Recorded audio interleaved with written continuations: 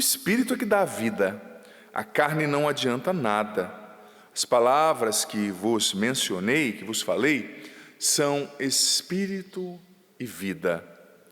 Mas entre vós há alguns que não creem.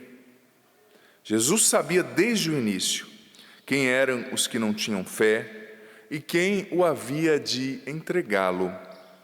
E acrescentou: é por isso que eu vos disse, ninguém pode vir a mim, a não ser que lhe seja concedido pelo Pai. A partir daquele momento, muitos discípulos voltaram atrás e não andavam mais com ele. Então Jesus disse aos 12: vós também quereis ir embora? Simão Pedro respondeu: a quem iremos, Senhor? Tu tens palavras de vida eterna. Nós cremos firmemente e reconhecemos que Tu és o Santo de Deus. Palavra da salvação. Glória a vós, Senhor. Senhor, nós te pedimos, ilumina a nossa compreensão, o nosso entendimento com Teu Espírito nessa manhã, para que sejamos capazes de entender a profundidade dessa palavra. Vem, Espírito Santo, seja o nosso pedagogo. Vem, Espírito Santo, nos conduza nessa reflexão, nos dê o entendimento de tudo que ouviremos aqui. Em nome do Pai, do Filho, do Espírito Santo. Amém. Podemos nos sentar um momento, por gentileza.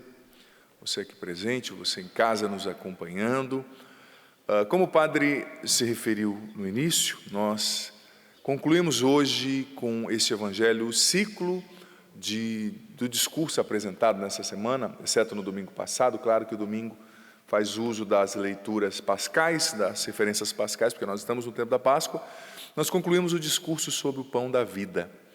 E com todo respeito mesmo, entenda bem, é difícil a gente ver pessoas de outras denominações cristãs pregando sobre esse capítulo. Quase você não vê. Porque neste capítulo Jesus é muito explícito, não é? Muito explícito falando sobre esse mistério que é o sacramento da Eucaristia. E é interessante que esse assunto é controverso desde o início, né? Controverso porque, como os próprios discípulos disseram, no versículo 60, essa palavra é muito dura, quem consegue escutá-la? Imagina, foi aproximadamente isso, 1 ano antes da instituição da Eucaristia no cenáculo. Jesus, com muita sinceridade, Jesus, gente, uma coisa que a gente tem que colocar na cabeça, ele não queria fã-clube, ele não queria seguidores, ele queria discípulos, é diferente. Jesus não abria concessões, não negociava a verdade que do Pai ele havia recebido. Então, 1 ano antes ele já disse: olha, vocês vão comer a minha carne e beber o meu sangue, né? Tanto que nos primeiros séculos os cristãos foram acusados de antropofagismo, que é justamente o canibalismo, diziam que eles comiam carne humana por causa desse discurso de Jesus. O imperador romano até matou muitos cristãos com essa desculpa, né? Mas era muito duro ouvir isso, né? Vocês vão comer a minha carne, vocês vão beber o meu sangue. Mas Jesus disse, depois viu que alguns discípulos ali, não do número mais próximo dos 12, decidiram ir embora. E Jesus perguntou para os 12, vocês querem ir embora também? Podem ir. Eu estou revelando a verdade do céu, que eu ouvi do Pai. Se isso vos escandaliza, o que vai acontecer quando vocês virem o Filho do Homem subindo para o céu onde ele estava antes, né? E veja bem, a gente tem que entender que muitas coisas na vida de fé nos escandalizam. Ou seja, escandalizar, a palavra vem do grego, quer dizer também pedra de tropeço, né? Muitas coisas a gente não entende. Por quê? Porque não cabe na nossa cabeça. Muita coisa não cabe na nossa cabeça. São os mistérios da vida, né? Os mistérios presentes nos sofrimentos, nas perdas, os mistérios presentes nas injustiças, nas perseguições que nós vivemos, não é? Mas aqui está a nobreza da fé e o salto da fé.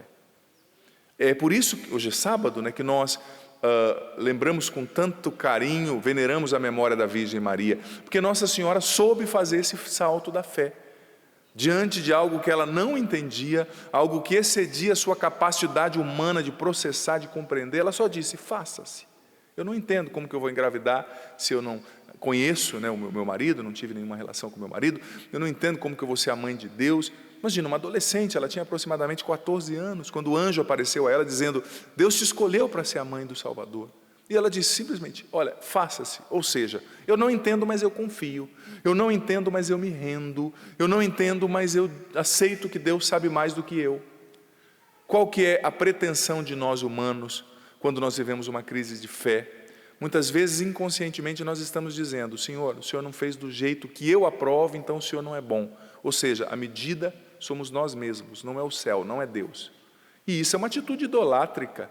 Todas as vezes que eu me coloco no trono e tiro Deus, eu estou cometendo o pecado da idolatria. Mas muitas vezes as nossas crises é impulsionada por essa idolatria. Eu quero que caiba na minha cabeça, eu quero que Deus faça do jeito que eu aprovo. Mas gente, isso é uma petulância, né? Quem é Deus nesse negócio, né? Quem é o barro e quem é o oleiro? Deus é o oleiro, nós somos o barro.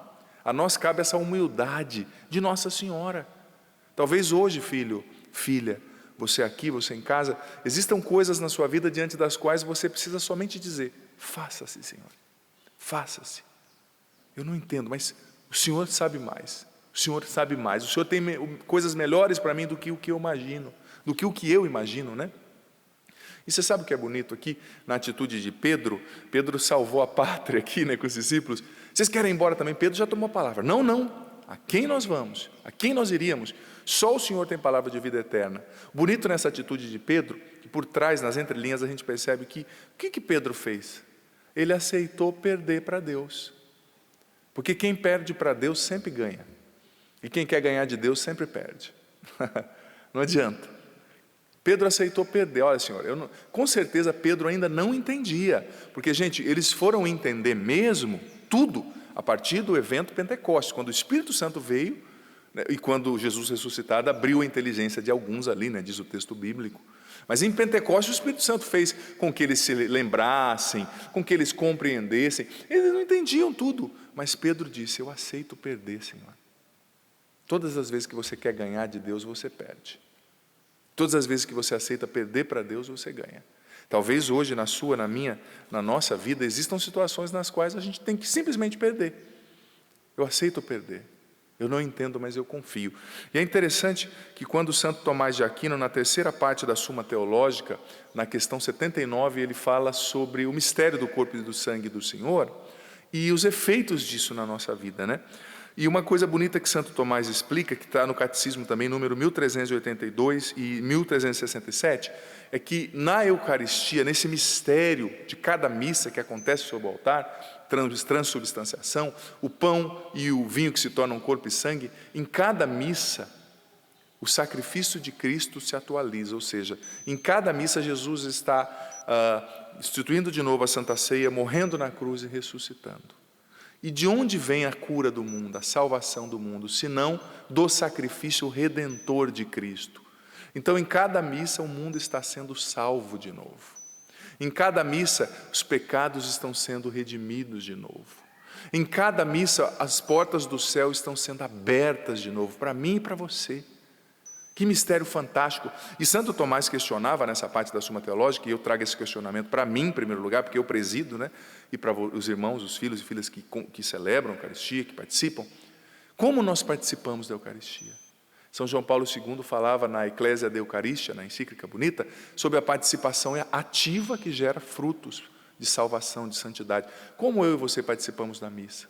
Nós participamos com atenção, nós participamos com o coração inteiro, ou a nossa cabeça está em 15 lugares ao mesmo tempo, né? Às vezes acontece. Já está aqui pensando na água do feijão, né, que você tem que fazer, pensando: nossa, pai, vai vir minha sogra em casa hoje, está difícil. Claro que a cabeça nossa é uma máquina de pensar, mas na Eucaristia a gente precisa estar inteiro, a gente precisa querer participar bem da Eucaristia. Eu sei que às vezes nós que presidimos não facilitamos tanto, né, os padres. Peço sempre a Deus antes de celebrar uma missa: Senhor, que eu ajude, se eu não ajudar, que eu não atrapalhe quem está participando a participar bem, né? Mas não obstante o padre que presida, não obstante o que esteja acontecendo, é a salvação acontecendo, é a redenção se atualizando. É o mundo sendo salvo de novo. E eu acho tão bonito, um dia, eu contei esses dias numa pregação, tinha uma senhora que eu acompanhava em São Paulo, bem de idade, era avó na verdade, tinha um filho, um neto nas drogas, era avó, mãe, eu não me lembro. E ela sempre dizia: Padre, quando o Senhor levanta o cálice, eu sempre digo para Jesus: Senhor, eu coloco o meu neto aí dentro do teu cálice, para que o Senhor lave com sangue precioso, para que o Senhor liberte do vício. E eu achava tão bonita, falava, aquela senhora na simplicidade entendeu tudo. De fato é isso que acontece. Em cada Eucaristia, a cura, porque não é do sacrifício de Cristo que nasce a cura, a libertação, a salvação, a redenção. O livro do profeta Isaías: pelas suas chagas somos curados, né? Então, em cada missa, eu tenho que ser também esse intercessor, apresentando as situações da família, os familiares, os doentes, mas também querendo ser inteiro, querendo participar, querendo ser lavado por esse sangue. Em cada missa, filho, filha, eu e você estamos aos pés da cruz e o sangue está jorrando sobre nós. Cabe a nós usufruir com propriedade desse momento e deixar que o Senhor de fato nos redima mais uma vez. A redenção é bonita, que ela aconteceu na cruz, mas o Senhor permitiu que ela continuasse acontecendo na história. Por quê? Porque a gente precisa cada dia ser redimido, ser salvo por Cristo de novo. Aquilo que o Monsenhor Jonas Abib nos ensina na Canção Nova, em cada dia a gente precisa ter um novo encontro pessoal com Cristo, para que sejamos salvos, para que a graça da salvação se atualize em nós, para que sejamos cheios do Espírito Santo, amemos a Deus, a Eucaristia, e não negociemos as verdades da fé. Não dá para negociar. Cristo não negociou e nós não podemos negociar. A Eucaristia é a Eucaristia, precisamos amá-la, dar a vida por ela se for o caso e pregar sobre ela. Enfim, Senhor, nessa manhã de sábado eu peço, pela força dessa Eucaristia na qual a redenção acontece novamente, cura, Jesus, o nosso coração, cura o coração daqueles que estão feridos pela mágoa, pelo ódio, pelas perdas, pelas injustiças. Cura os corações machucados, distantes de Ti. Quantas pessoas talvez revoltadas, como esses discípulos ali que Te abandonaram nesse discurso estavam. Quantas pessoas revoltadas com a igreja, com pastores, com padres. Quantas pessoas machucadas, Senhor. Cura o nosso coração. Cura o coração dos filhos e filhas que estão distantes de Ti, que não conseguem acreditar na Eucaristia. Tantas pessoas também, Senhor, privadas desse sacramento por algum estado de vida, por alguma escolha. Eu sei que o Senhor não rejeita essas pessoas que não podem comungar. O Senhor as ama, o Senhor as acolhe com carinho, elas podem fazer a comunhão espiritual também. Mas cura o coração daqueles revoltados com o Senhor, com a palavra, com a fé. Sim, Senhor, nós não vamos encontrar na Bíblia o que a gente quer ouvir. Nós vamos encontrar a verdade que salva. Dá-nos docilidade, dá-nos humildade. Nós aceitamos perder para o Senhor, Jesus. Porque perder para o Senhor é ganhar. Nós aceitamos perder. Derrama sobre nós o Teu Espírito nessa manhã, dá-nos o entendimento de tudo que ouvimos aqui e dá-nos a graça de amar cada vez mais esse sacramento fantástico, que é a Eucaristia, de dar a vida por Ele, se for o caso. Louvado seja nosso Senhor Jesus Cristo.